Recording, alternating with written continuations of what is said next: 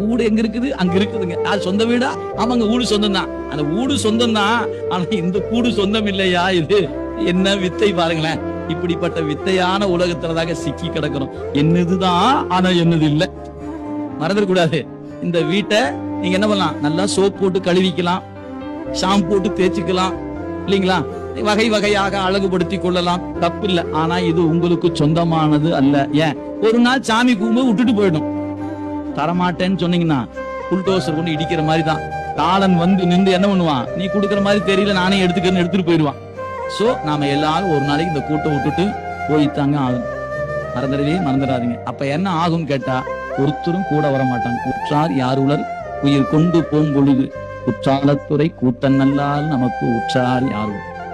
எந்த தாயும் வரமாட்டாங்க, எந்த தந்தையும் வரமாட்டாங்க, எந்த நண்பரும் வரமாட்டாங்க, யாரும் வரமாட்டாங்க. எத்தாயர் எத்தந்தை எச்சுற்றத்தார் எம்மா